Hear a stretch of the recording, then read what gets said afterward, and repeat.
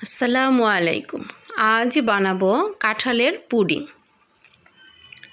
এখানে আমি 4টি ডিম নিয়ে নিয়েছি, 1 কাপ চিনি নিয়েছি, 1 কাপ পরিমাণ কাঁঠালের পিউরি নিয়েছি, আর 3 মগ দুধকে একেবারে ঘন করে জাল দিয়ে 1 কাপ বানিয়ে নিয়েছি।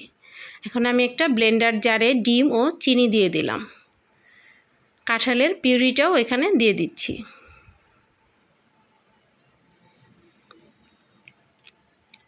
দুধটাকেও দিয়ে দিলাম। আজকে আমি ব্লেন্ডার জারে ব্লেন্ড করে পুডিংটা বানাবো। 1 চা চামচ পরিমাণ ভ্যানিলা এসেন্স দিয়ে দিলাম, তাতে করে ডিমের গন্ধটা আর থাকবে না। আপনারা এলাচের গুঁড়াও দিয়ে দিতে পারেন। এই তো আমার সবগুলো উপকরণ ব্লেন্ড করা হয়ে গেছে, দেখতেই পাচ্ছেন কেমন হয়েছে। এখন আমি যে পাত্রটিতে পুডিং বানাবো সেই পাত্রটি চুলাতে দিয়ে দিলাম। এখানে আমি 1/2 চা চামচ পরিমাণ ঘি দিয়ে দিচ্ছি। ঘিটাকে ভালোভাবে গরম হয়ে যাওয়ার পর আমি কিছু পরিমাণ চিনি দিয়ে দিব। এটাকে আমি ক্যারামেল বানিয়ে নেব। দেখতে পাচ্ছেন চিনিটা ক্যারামেল হয়ে যাচ্ছে। এভাবে ক্যারামেল বানালে খুব দ্রুত হয়ে যায় আর ফ্লেভারটাও অনেক ভালো আসে। আমি এখন ক্যারামেলটাকে ঠান্ডা করে সেট করে নিয়েছি।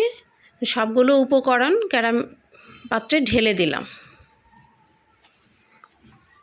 একটা কড়াইতে অল্প একটু পানি দিয়ে আমি পাত্রটা এখানে দিয়ে দিচ্ছি। এখন ঢাকনা দিয়ে ঢেকে 30 মিনিট অপেক্ষা করব।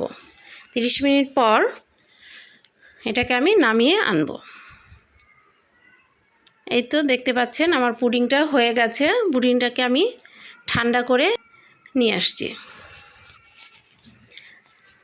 এখন আমি পুডিংটাকে ঢেলে আপনাদের দেখাবো কেমন হয়েছে। দেখতেই পাচ্ছেন পুডিংটা কত সুন্দর হয়েছে।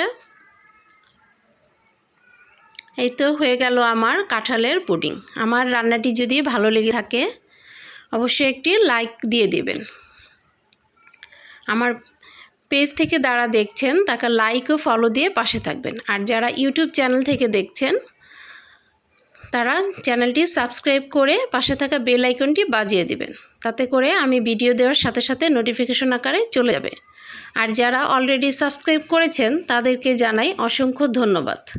সবাই অনেক বেশি ভালো থাকবেন, আমার জন্য দোয়া করবেন। আল্লাহ হাফেজ।